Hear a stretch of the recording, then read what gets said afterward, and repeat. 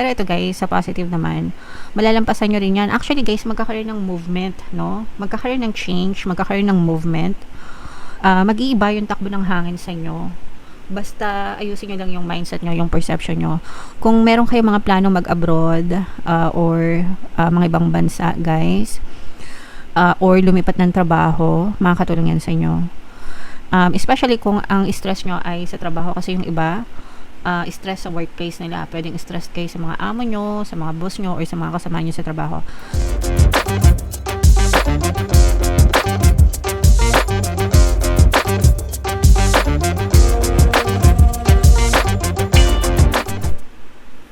Hello guys, hello Cancer. Welcome back to Pinay Pixie tayo. Ang pamagat ng episode natin for tonight is New Moon Kapalaran para ngayong December to January mga kapiksi, para sa Cancer, Sun, Moon, Rising sign and Venus. So yung ating New Moon ngayong December ay sa December 20, and yung New Moon naman natin sa January ay sa January 18 guys.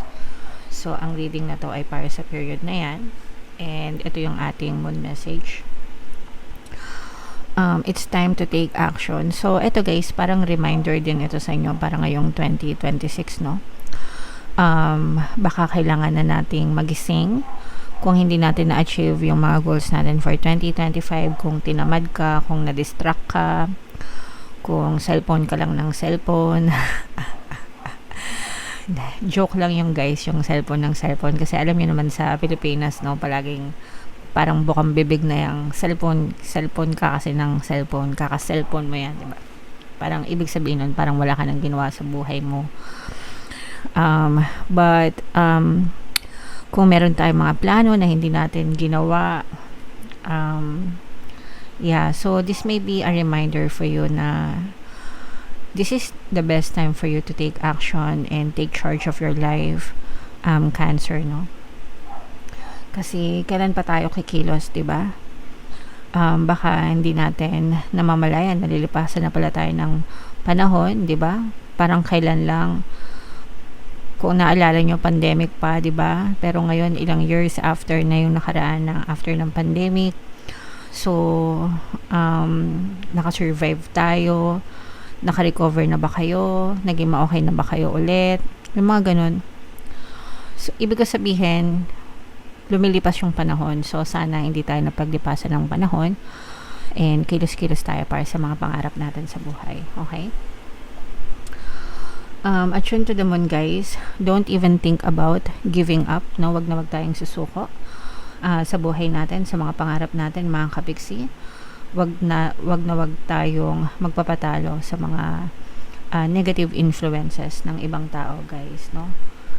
It's our life, tayo yung responsible sa buhay natin. Tayo yung responsible sa pag-abot ng mga pangarap natin, guys. Do your best and be happy with that. As long as nag-e-effort kayo every single day, wala kayong regrets, mga kapiksi, no? Dapat hindi nyo pinagsisihan yung mga effort nyo, guys. Avoid being brash right now. Iwasan nyo yung padalos-dalos. You need a 12-month plan. Saktong-sakto, guys, no? Magplano kayo for every month, from January to December, yung mga short-term goals nyo, guys, and mga long-term goals nyo, ano yung mga gusto nyo ma-achieve, diba? And make sure na nag-stick kayo dun sa mga plano nyo, mga kapiksi. So, wag na wag kayong mag-give up, and kilos-kilos lang tayo, guys. Okay? Alright, so yan yung moon message for you, Cancer. So, ito yung deck na gagamitin natin, guys. Shuffle natin to. Hanapin ko yung energy ng moon at saka yung energy ng Cancer. Habang sinashuffle ko to, guys, panoorin nyo muna yung video natin regarding sa ating paano mag-manifest ng abundance video course. Kapiksi, sawa ka na ba sa mga struggles at hirap sa buhay mo? Masipag ka ba at masikap sa buhay ngunit hindi ka pa rin umaasenso? Ilang beses ka na bang nag-attempt mag-negosyo at mag-invest pero palagi ka pa rin nalulugi? Sa pagkakataon na ito ay maaaring may subconscious beliefs ka na nagiging balakid sa iyong pag-unlad at pagyaman. Introducing, paano mag-manifest ng abundance video course. Dito ay matututunan mong ma-overcome ang mga balakid mo para tuluyan ka ng umunlad, umasenso, sumagana, maging matagumpay, successful at maswerte sa iyong kabuhayan, pera, trabaho, negosyo, salapi at kaperahan ng bonggang-bongga. Dali, mag-send na ng email sa pinoypixie@gmail.com at simulan na ang iyong pagyaman ngayon.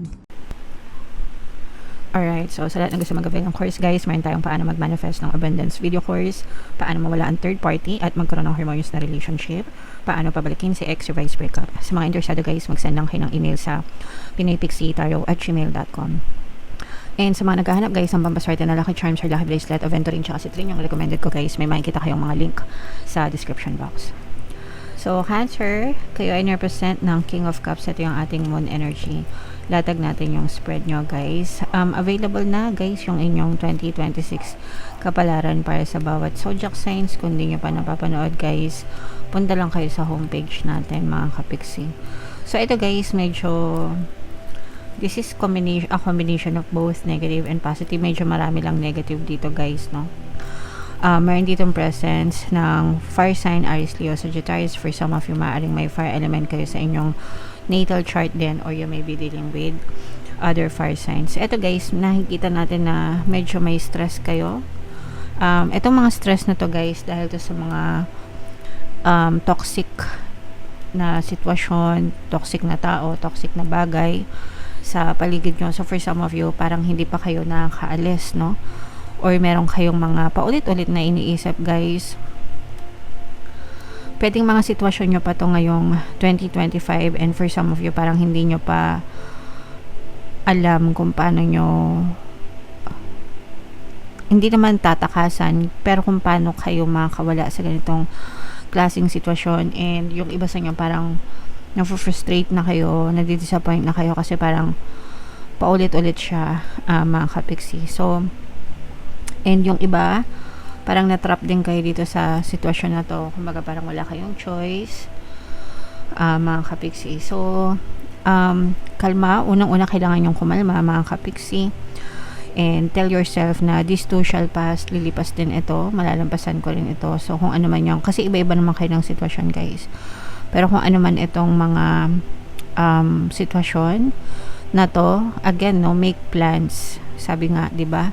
Make plan, kailangan nyo magplano, kailangan nyo munang kumalma guys para makapagplano kayo ng maayos and take necessary action. Sabi nga diba guys, it's time to take action. So dapat ina-actionan nyo mga kapiksi. Hindi kayo pwedeng magreklamo sa buhay guys kung wala naman kayong ina-actionan, diba?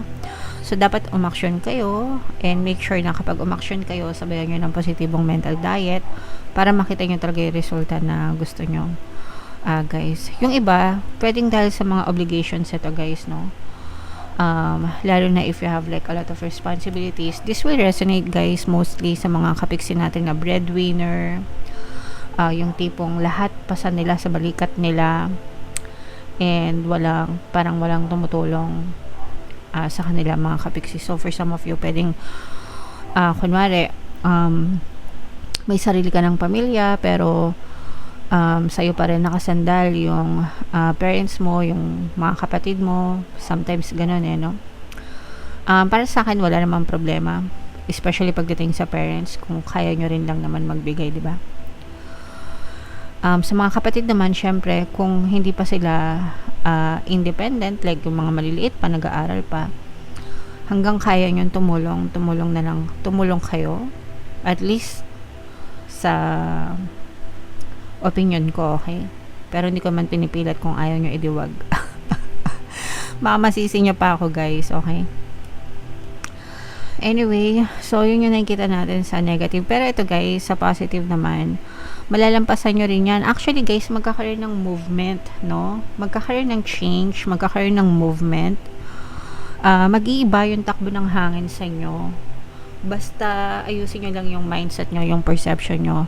Kung meron kayo mga plano mag-abroad or mga ibang bansa guys, or lumipat ng trabaho, makakatulong yan sa inyo. Especially kung ang stress nyo ay sa trabaho, kasi yung iba stress sa workplace nila. Pwedeng stress kayo sa mga amo nyo, sa mga boss nyo, or sa mga kasama nyo sa trabaho. Kapag kayo ay nakalipat ng trabaho guys, parang mabubunutan kayo ng tinik, no? Yung mga tinik sa dibdib nyo, mga kapiksi, and you will be in a much better place, guys, okay? And nararamdaman ko rin dito na unti-unti din gagaan, guys, yung mga dalahin nyo, kasi nga yung iba sa inyo, sabi ko nga, mga breadwinner, ganyan, pwede nyo naman kausapin, guys, yung pamilya nyo or mga kasamahan nyo sa bahay na tulungan kayo, di ba? Na you can give, but you can only give so much, di ba? And or this much, and kumbaga hanggang doon yung kaya mo. Kung hindi mo na kaya, sabihin mo, okay?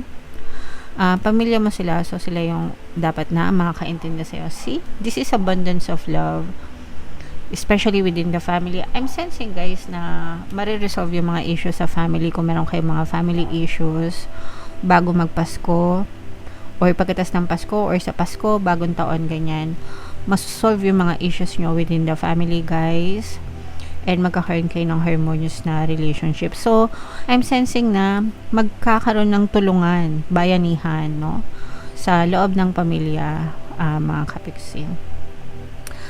And eto, guys, parang you are also handling your finances tightly. Parang hindi din kayo masyadong maluwag sa pera, guys. I'm sensing na meron kayong pinaghahandaan pagdating sa pera. So, baka nagpaplano kayo magnegosyo, which is kailangan ng kapital, kaya medyo yung iba, guys, parang nag-iipon kayo, kasi yung iba parang nag-iipon kayo ng, lalo na kung gusto niyo mag-abroad this year, so nag-iipon ng parang pang placement fee, mga kapiksi, or pang asikaso ng requirements, kasi syempre pag mag-apply kayo, especially sa abroad, kailangan nyo talagang gumastos, pero malaki yung balik niyan, guys. So, huwag niyong pang hinayangan yung gastos, kasi malaki yung balik sa inyo niyan, mga kapiksi. Okay? So, sana matuloy yung mga nagbabalak mag-abroad, guys, no? And maayos yung mga issues sa pamilya, mga kapiksi. So, i-main-main nyo na yung mga paglipat, movement, especially sa trabaho, yung mga mag-abroad, guys, at saka itong harmonious relationship within the family. Yan yung mga positive energies na nakita natin para sa inyong Cancer, okay? Alright, so bunot lang tayo ng additional message for you, guys. Ito, isolation, ibig sabihin nito, guys, parang gusto nyo mag-isa, gusto nyo mag-solo. In solitude, discover your true self and connect deeper. So, minsan may mga ganito talagang times. Hindi na sa akin to bago, kasi palagi naman akong alone. Alone but not lonely. Alone pero kasama ko yung family ko, guys. Hindi ako masyadong mahilig mag-socialize or mag-connect. And I find solitude in that, no? Ibig sabihin, kalmado ako kapag ganun, walang masyadong gulo, walang masyadong hanash, walang masyadong ingay.